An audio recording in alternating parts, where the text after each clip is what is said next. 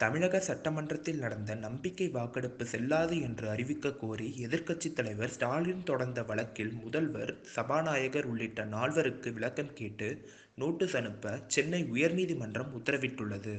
தமிழக முதல்வர் எடப்பாடி பழனிசாமி கொண்டு வந்த நம்பிக்கை தீர்மானத்தின் மீது தமிழக சட்டமன்றத்தில் கடந்த பிப்ரவரி 18ஆம் தேதியன்று நம்பிக்கை வாக்கெடுப்பு நடந்தது. அப்பொழுது ரகசிய வாக்கெடுப்பு நடந்ததாக கூறி நடந்த போராட்டத்தில் கடும் அமளிக்கு பிறகு திமுக உறுப்பினர்கள் சட்டசபையில் இருந்து வெளியேற்றப்பட்டனர். காங்கிரஸ் உறுப்பினர்களும் வெளிநடப்பு செய்தனர்.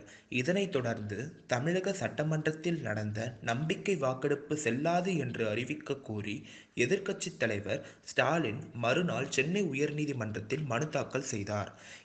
இந்த வழக்கை விசாரித்த உயர்நீதிமன்றம் ஸ்டாலினின் குற்றச்சாட்டுகளுக்கு உரிய ஆதாரங்களை சமர்ப்பிக்குமாறு உத்தரவிட்டு வழக்கை ஒத்திவைத்தது. இந்நிலையில் இந்த வழக்கு இன்று மீண்டும் விசாரணைக்கு வந்தது. அப்பொழுது சட்டசபையில் நடந்த நம்பிக்கை வாக்கெடுப்பில் நிகழ்ந்த சம்பவங்கள் தொடர்பாக விளக்கம் அளிக்குமாறு கோரி முதல்வர் எடப்பாடி பழனிசாமி, சட்டசபை சபாநாயகர் தனபால், சட்டப்பேரவை செயலாளர் ஜமாலுதீன் மற்றும் மத்திய உள்துறை செயலாளர் ஆகியோருக்கு நோட்டீஸ் அனுப்ப உயர்நீதிமன்றம் உத்தரவிட்டது. 2 வாரத்திற்குள் பதிலளிக்க உத்தரவிட்டு வழக்கு மார்ச் 10ஆம் தேதிக்கு ஒத்திவைக்கப்பட்டது.